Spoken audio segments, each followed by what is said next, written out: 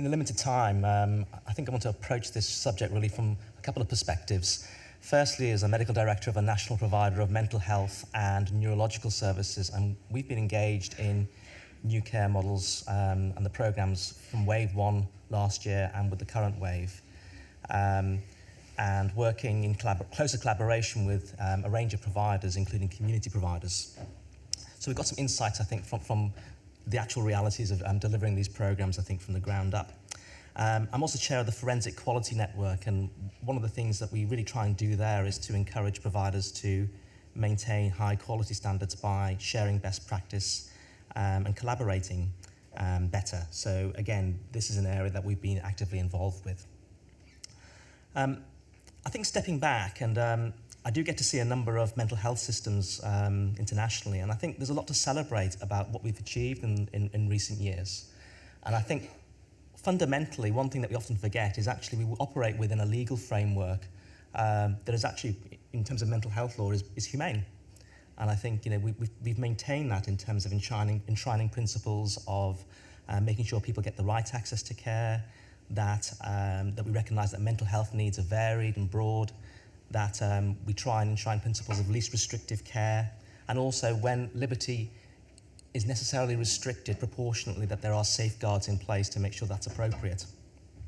I think we often forget that, but it's important.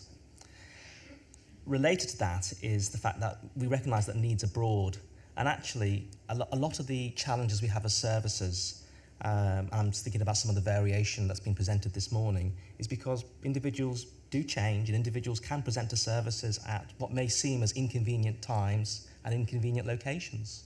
So as we develop new programs, we need to recognise that. We also have, of course, many years of learning from attempts at service transformation. I think a colleague reminded me recently of Enoch Powell's Water Towers speech in 1961. And there he was painting a picture of mental health transformation in the 70s. And the grand plan was to reduce beds by about 75,000 and increase community provision. And since then, I can think of a number of projects that I've actually remember from my professional life, including accelerated discharge programs from high secure care, creating enhanced medium secure units of women transitioning out of high secure, the numerous community reconfiguration projects for teams, and of course the very important current work around early intervention for children and their families. But looking now at outcomes and forensic services, and I'll particularly focus on forensic, if I may, among specialised, but looking at that now in terms of delivery, service models, and where we actually do have outcomes, there is variation.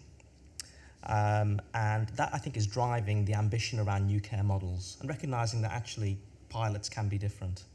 Our early involvement was actually in the southwest in Wave 1, and there, really the narrative was actually an undersupply of specialised beds locally. But alongside that was the need that community provision was relatively impoverished, and also where there was best practice around community models, for example, around personality disorder and intellectual disability, it had remained local and hadn't extended beyond the local footprint, despite really good evidence that we just hadn't been able to have systems in place to fully accommodate. So really the 5-year forward view is really trying to tackle variation where there is an inequality. And I think it's important not to forget the drivers for those inequalities, because they're the challenges we have to face. I think these are just personal views, but one driver are the problems with the Health and Social Care Act and elements of it in terms of allowing seamless movement through pathways, and I think there have been challenges, certainly within specialised services. I also think from personal experience that providers sometimes get torn between different transformation plans, policy after policy, and I remember as a clinical director dealing with the accelerated discharge program, creating new service lines for forensic clients in medium secure, and then having a new personality disorder strategy to implement a few months later, and it's difficult. It's a challenge. And then fundamentally, I think it's about how can we commission more smartly.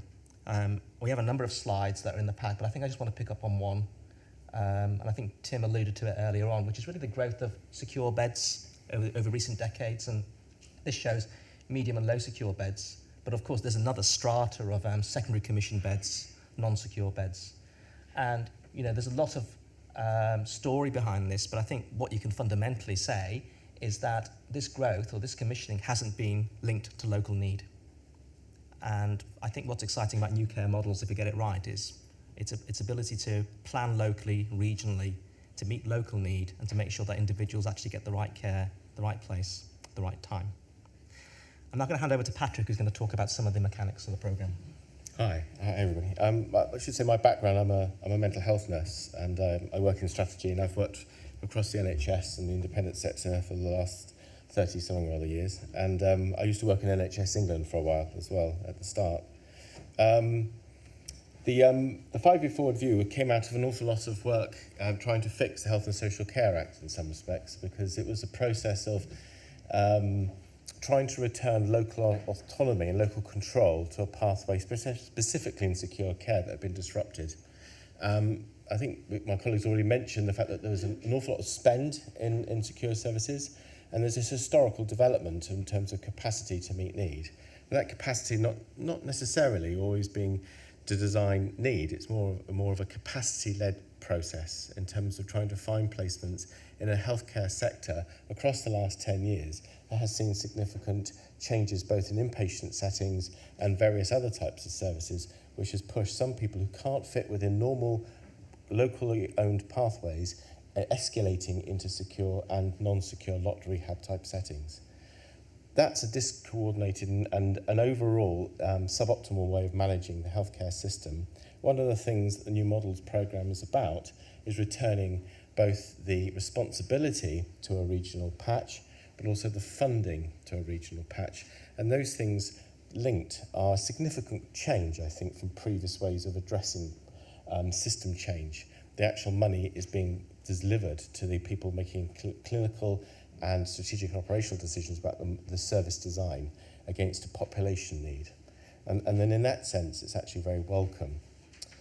So what's being tried within the New Care Model programme for secure services, the overall theme is to have fewer, more effective beds.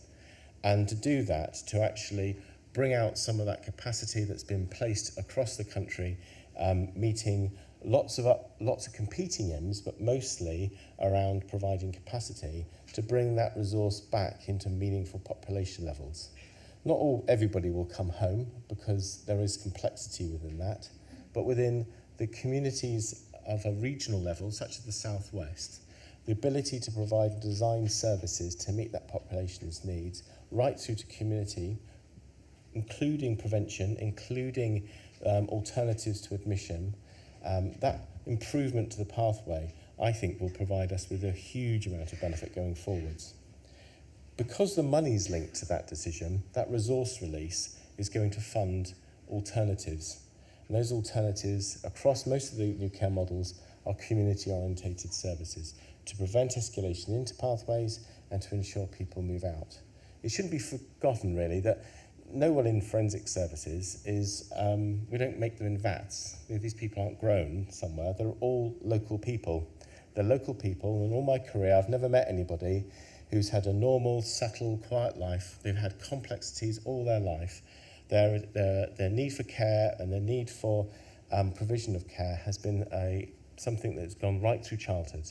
So it's very rare that you meet anybody who's had a spotless, unblemished, almost sugar-coated lifestyle.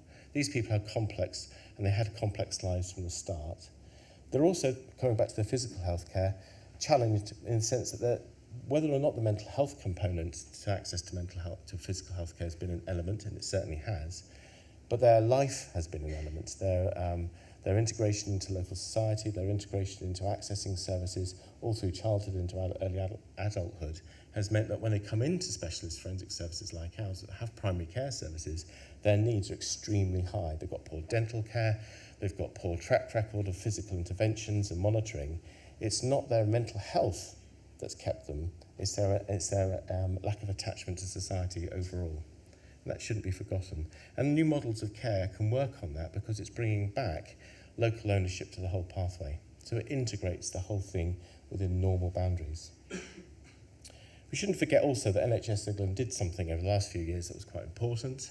It's worked with the Quality Network to develop national guidance, it's created specifications for services, it's better defined what those services are, and it's those positions that give us an opportunity to move forward with some coherence around what these services are, and hopefully address some of the nebulous things that exist within mental health settings, such as locked rehab, and what that means as a service description and as a reality. But will it work? And that's a real issue, I think, in terms of I've been through quite a few changes in the health service, and it depends what you mean by working. First of all, how will we know it works? I have to be honest, and it's something that we can be very clear about, is that the data and financial information available to the new care models at the instigation was shockingly poor. So in terms of comparison going forwards, there is a real data issue there. Outcomes and review. To only really compare improvements going forward, we need a consistency of approach to those outcomes. So the new care models themselves are working along with the national team to develop a set of outcome measures that will be able to support that process going forwards. But the basics, again, are admirable, and they're about needing to work, aren't they, and proving they work. What I suppose remains a concern is, does the funding work fully to help this new model process? There is no major pump priming to enable things to actually be loosened up and set in motion quicker. They have to release resources by releasing resources, and the alternatives may not necessarily be in place. But what's being tried is important. So the key thing is out-of-area placements being reduced. And that's meeting both national targets, but also that's how the resources are going to be released.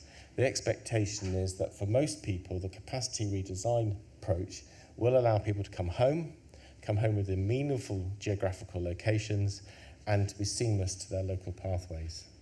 The funding is being transferred from NHS England to the new care model partnerships. That in itself will help support the programme going forwards.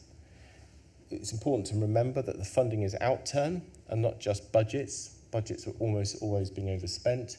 You can't make a new model work if you're going to actually hand over an overspend to people trying to redesign a service. That would be worse than having no pump priming at all. To invest more effective pathways within a home area. So this is not a bed-based approach. This is actually fewer, more effective beds. Some areas have a capacity shortage because of historical commissioning decisions. Some areas have a massive over-provision of capacity.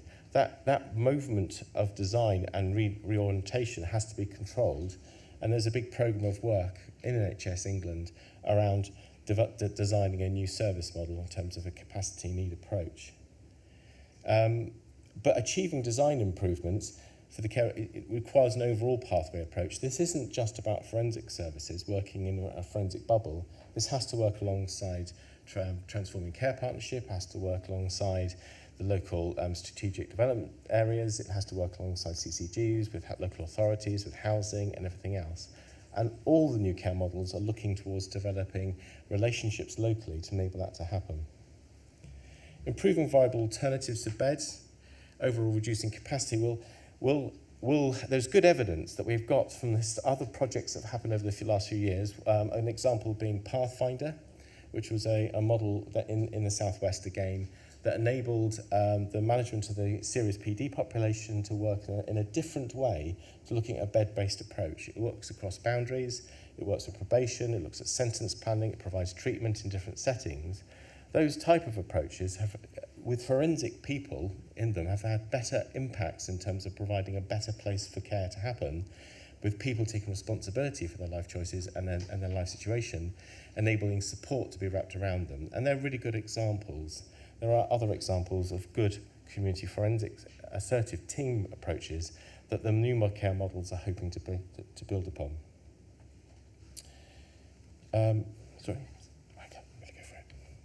So will it work? So I think yes, a success, yes, it's going to work because it's doing something that's actually quite important. It's giving money to services, it's making it locally owned again, it's giving a needs-based approach the chance to work, and also it's taking away 5 years of basically static inability to develop services or alter because of an NHS moratorium on service development in secure services, bringing that to an end. And in that alone, it's worthwhile. It's going to reduce travel distance for people. It's going to have care and treatment provided within regions. It's going to develop local pathways, and it's going to reduction in secure beds. It's going to have outcome measures in relation to either direct improvements in terms of patient experience, length of stay, proxy measures, I should have said, such as length of stay, reoffending, etc. Service user satisfaction is at the core of most new care models' outcome approach. And I suppose the bit I would say most of all for service users themselves is that the speed of this programme, the speed of its implementation, the speed of it becoming a reality is then that the service user voice at the start has been not as heard as it should be. The new care models, all of the ones I'm aware of, are committed to making that work better, to make sure that that's fixed as quickly as possible. But we shouldn't forget that those voices have been heard because people have spent decades asking for care closer to home, to reduce travel distances, to have their needs met more locally. And at the core of this programme is the ability to do that.